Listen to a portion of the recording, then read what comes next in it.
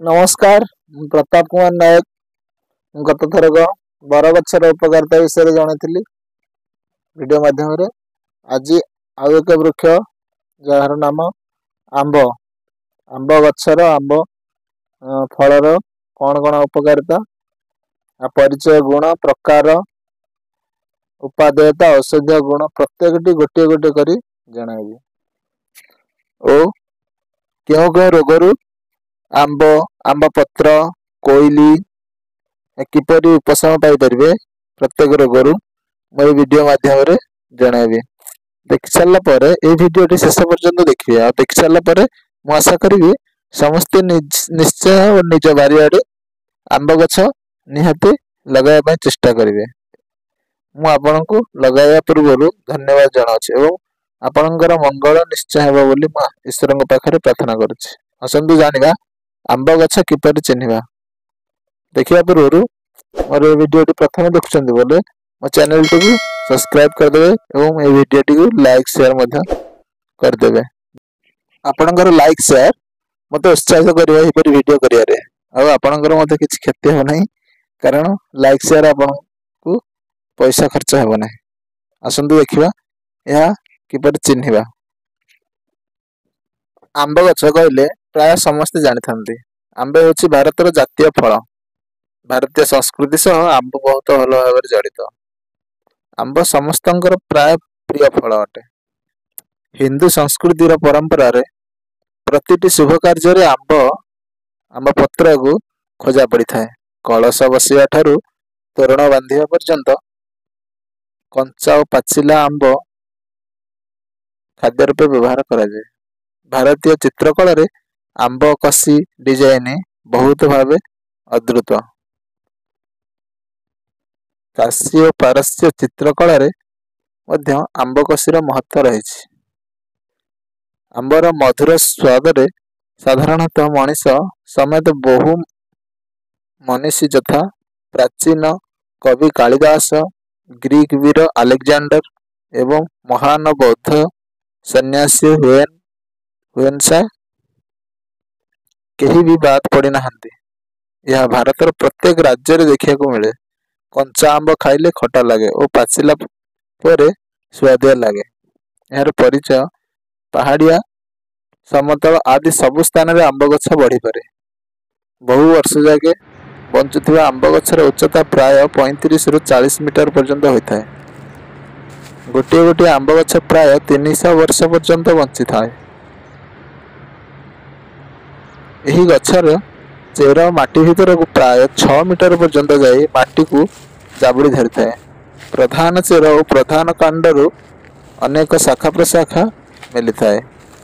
ପତ୍ରଗୁଡ଼ିକ କୋମଳ ଅବସ୍ଥାରେ ଗୋଲାପୀ, ଲାଲ, ଈଷତ୍ ହଳଦିଆ ହୋଇଥାଏ। ଶେଷରେ ଗାଢ଼ ସବୁଜ ବର୍ଣ୍ଣ ଧାରଣ କରିଥାଏ।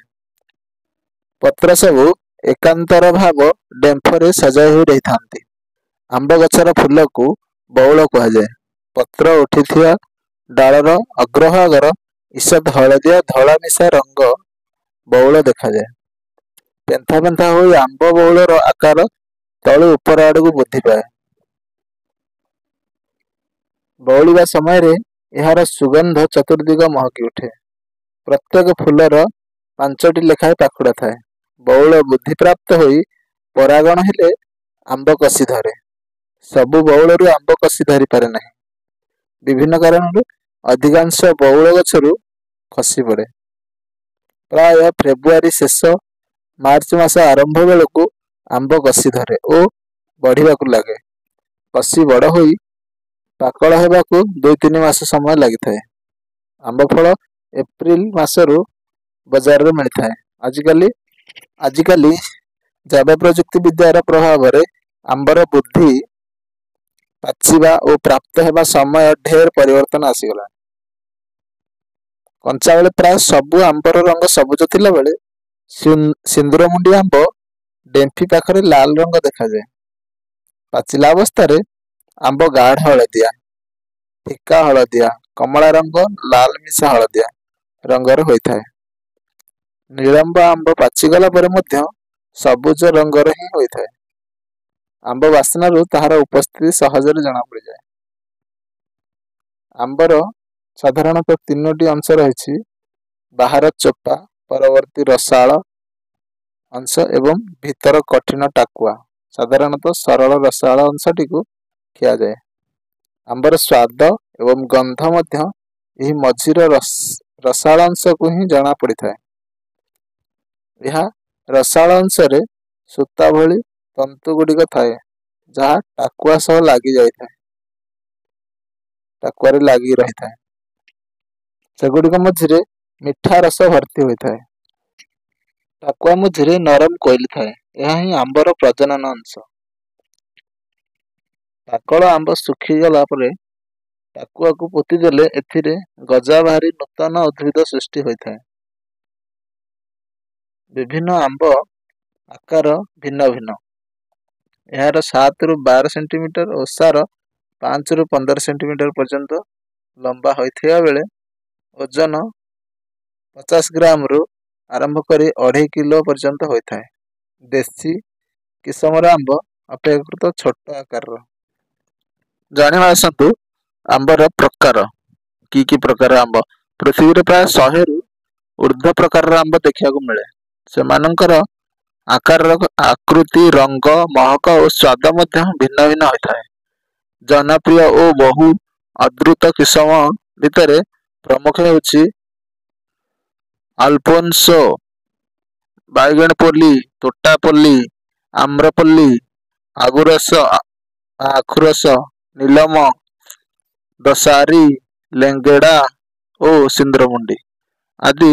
ତନ୍ମଧ୍ୟରୁ ଆଲଫୋନ୍ସୋ କିସମ ଆମ୍ବକୁ ଆମ୍ବ ଭିତରେ ଶ୍ରେଷ୍ଠ ବୋଲି କୁହାଯାଏ। ଆମ୍ବର ମଧୁର ବାସ୍ନା, ଉତ୍ତମ ସ୍ୱାଦ, ରସାଳପଣ ଭଳି ଦିବ୍ୟ ଗୁଣ ହେତୁ ଏହାକୁ ଦେବତାମାନଙ୍କର ପ୍ରିୟ ଫଳ ବୋଲି ମଧ୍ୟ କୁହାଯାଏ। ଆସନ୍ତୁ ଜାଣିବା ଆମ୍ବର ଗୁଣ। ଆମ୍ବକୁ ଉଭୟ କଞ୍ଚା ଓ ପାଚିଲା ଖିଆ ହୋଇଥାଏ। କଞ୍ଚା ଆମ୍ବ ଡେମ୍ଫରେ ଉର୍ସିଓଲ ନାମକ ଏକ ରାସାୟନିକ ପଦାର୍ଥ ଥାଏ, ଯାହାକୁ ଲସା ବୋଲି ମଧ୍ୟ କୁହାଯାଏ। ଏହାର ସ୍ପର୍ଶରେ ଆସିଲେ ଓଠ, ଚର୍ମ, ଜିଭ କ୍ଷତିଗ୍ରସ୍ତ ହୋଇଥାଏ, ବେଳେବେଳେ ଘା ହୋଇଯାଇଥାଏ। ଅଧିକାଂଶ ଆମ୍ବ କଞ୍ଚା ଅବସ୍ଥାରେ ଖଟା ସ୍ୱାଦଯୁକ୍ତ ହୋଇଥାଏ। ଆମ୍ବର ଉପାଦେୟତା ବା ଔଷଧୀୟ ଗୁଣ। ଆମ୍ବ ଚୋପା ତଥା ରସରେ ବହୁ ଔଷଧୀୟ ଗୁଣ ଯୁକ୍ତ ଉପାଦାନ ରହିଛି। ଆମ୍ବ ଚୋପାରେ ଥିବା ପଲିଫେନଲ କ୍ୟାନ୍ସର ଓ ପେରାଷ୍ଟେଟ୍ ଗ୍ଲାଣ୍ଡ ବୃଦ୍ଧି ଭଳି ବ୍ୟାଧି ପାଇଁ ଔଷଧ ପ୍ରସ୍ତୁତ ହୋଇଥାଏ। ଆମ ରସରେ ବୟସ ପ୍ରତିରୋଧକ, ଆଣ୍ଟି ଅକ୍ସିଡେଣ୍ଟ ଓ ରକ୍ତ ପରିଷ୍କାର ଗୁଣ ରହିଅଛି। ଆପଣ ଭାବୁଥିବେ ଏତେ ଲମ୍ବା ଭିଡ଼ିଓ ଆମର ଟାଇମ୍ ବର୍ବାଦ ହେଉଛି, ଦେଖିକି କ'ଣ ଲାଭ? କିନ୍ତୁ ଆପଣଙ୍କର ଏହା ବିଷୟରେ ଜାଣିଲେ ନିହାତି ଉପକାର ମିଳିବ। ନିହାତି ଶେଷ ପର୍ଯ୍ୟନ୍ତ ଦେଖନ୍ତୁ ଏବଂ ଆସନ୍ତୁ ଜାଣିବା। ଆମ୍ବ ରସର ସାମାନ୍ୟ ଅମ୍ଳଯୁକ୍ତ ଓ କ୍ୟାଲୋରୀ ବିହୀନ ହୋଇଥିବାରୁ ମଧୁହ୍ରାସ କରିବାରେ ସହାୟକ ହୋଇଥାଏ। ଆମ୍ବ ରସର ଔଷଧୀୟ ଗୁଣ ହୃତ୍ପିଣ୍ଡ ଓ ମସ୍ତିଷ୍କକୁ ସୁସ୍ଥ ରଖିବାରେ ଓ ଚର୍ମକୁ ଉଜ୍ଜଳ ଓ କୋମଳ ରଖିବାରେ ସାହାଯ୍ୟ କରେ। ଏଥିରେ ଥିବା ଭିଟାମିନ୍ ଇ ଧାତବ ଲବଣ ସୃଷ୍ଟି ପ୍ରଦାନ କରିଥାଏ। ଏସିଡିଟି ଓ ଅଗ୍ନିମାନ୍ଦ୍ୟ ରୋଗୀମାନେ ମଧ୍ୟ ଆମ୍ବରୁ ଉପକାର ପାଇପାରନ୍ତି। ଆମ୍ବକୁ କାଟି ଖାଇବା ଅପେକ୍ଷା ଚୋଷି ଖାଇଲେ ଅଧିକ ଉପକାରୀ ହୋଇଥାଏ। ଆମ୍ବ କୋଇଲିକୁ ବାଟି ଶୁଙ୍ଘାଇଲେ ନାକରୁ ରକ୍ତ ପଡ଼ୁଥିବାର ବନ୍ଦ ହୋଇଯାଇଥାଏ। ଆମ୍ବ କାଠ ଶକ୍ତ ହୋଇଥିବାରୁ ଏଥିରେ ବିଭିନ୍ନ ଆସବାବପତ୍ର ନିର୍ମାଣ କରାଯାଇଥାଏ। ଏତଦ୍ ବ୍ୟତୀତ ପ୍ରଚୁର ଭାବରେ ମିଳୁଥିବାରୁ ଏହାକୁ ଜାଳେଣୀ ରୂପେ ମଧ୍ୟ ବ୍ୟବହାର କରାଯାଏ। ଏହିସବୁ ମହତ୍ତ୍ୱ ଯୋଗୁଁ ଆମ୍ବକୁ ଭାରତରେ ଜାତୀୟ ଫଳ ମାନ୍ୟତା ପ୍ରଦାନ କରାଯାଇଛି। ଭାରତର ବ୍ୟତୀତ ପାକିସ୍ତାନ ଓ ଫିଲିପାଇନ୍ସରେ ମଧ୍ୟ ଏହା ଜାତୀୟ ଫଳ ରୂପେ ସ୍ୱୀକୃତି ଲାଭ କରିଛି। ଆମ୍ବ ତ ସମସ୍ତେ ଜାଣିଥିବେ, ସମସ୍ତେ ଖାଇଛନ୍ତି। ଆମ୍ବ ପତ୍ର ବିଷୟରେ ବହୁ ଲୋକ କମ୍ ଜାଣିଥିବେ। ଆମ୍ବ ପତ୍ରରେ ଭିଟାମିନ୍ ସି, ବି ଏବଂ ଏ ଭରପୁର ରହିଛି। ଏହା ବିଭିନ୍ନ ପୋଷକରେ ମଧ୍ୟ ସମୃଦ୍ଧ ଅଟେ। ଆମ୍ବ ପତ୍ରରେ आंटी ऑक्सीडेंट गुण रही कारण एथिरे फ्लावोनाइड एवं फेनराल रो मात्रा अधिक थाए। आम पत्र सेवन द्वारा आपण अनेक रोगरू मुक्ति पाई परिवे।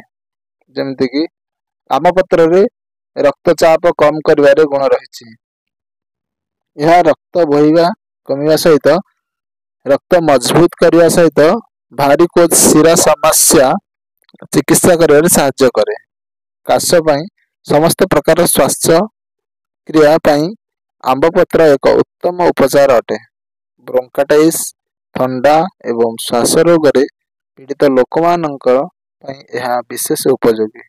पानी रे आंब पत्र अल्प महू मिश्रण करी फुटांतु तापरे यही मिश्रण को सेवन करंतु।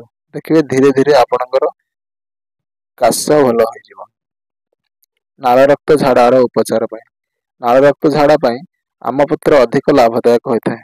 आंब पत्र को सुखाई यार गुंड प्रस्तुत करंतु तापरे यही गुंड को प्रतिदिन 2 ରୁ 3 थर पानी रे सेवन करंतु। पेट समस्या पाई एक मात्रा रे गरम पानी सह आंब पत्र पकाई ढांकुणी रे बंद करी राति सारा छाड़ी दियंतु। परदिन सकाळे यही पानी छाणी खाली पेटरे पियंतु। यह नियमित सेवन कले एक भल पेट टनिक भाव में काम करे एवं विभिन्न पेट रोगरू रोकबारे सहायता करे। किडनी स्टोन पाई एथिपाई प्रतिदिन आंब पत्र गुंड करी प्रतिदिन सेवन करंतु। रात्रि रे यार गुंड को 1 ग्लास पानी रे मिश्रण करी रखंतु और सकाळे सेवन करंतु। यही किडनी स्टोन व ब्रोकक पत्थर भांगिवा एवं बाहर करिवारे सहायता करिथाय। मधुमेह चिकित्सा पाई आंब पत्र बहुत उपयोगी अटे। आंब गछर कमल पत्र रे एंथोकाइडेनाइड्स नामक टेनिन थाए जहाँ की प्राथमिक मधुमेह रु चिकित्सा करिवारे सहायता करथाय। आम पत्र को एक पात्र रे पानी रे राति सारा भिजांतु सकाळे सेही पानी छाणी दियंतु। आंब पत्र रे 3 बेटा तारेक रोल नामक एक यौगिक एवं एक इथिल आसेटेट एक्सट्रैक्ट रही थाए। ग्लाइकोजेनर सिंथेसिस बढ़ाइबा पई इन्सुलिन सहित मिलित कार्य करे। एहीपरि भावरे आपण आंब पत्र व्यवहार करी मधुमेह रु मुक्ति पाई परिवे। आपण देखिले यार उपकारिता गुण परिचय प्रकार एवं असंतु जानिबा आंब को क्यों भाषा रे कौन कहा जाए। आंब को इंग्लिश रे मैंगो बोली कहा जाए, हिंदी रे आम, संस्कृत रे आम्र एवं मलयालम रे मान बोली कहा जाए। साइंटिस्ट भाषा रे मैंगो फेयर इंडिका बोली कहा जाए। आपण देखिले आंबर परिचय गुण प्रकार उपकारिता देखिले। जदि मोर ए वीडियोटी को किछि बुझी पारिले मु आशा करछि आपण प्रत्येक वर्ष निहाती 4टी आंब गछ लगाइबे ताहा जत्न नेबे। धन्यवाद। मोर ए वीडियोटी जदि भल लागियो निश्चय लाइक शेयर करिवे। ए वीडियोटी शेष पर्यंत देखिथिबारु अशेष धन्यवाद।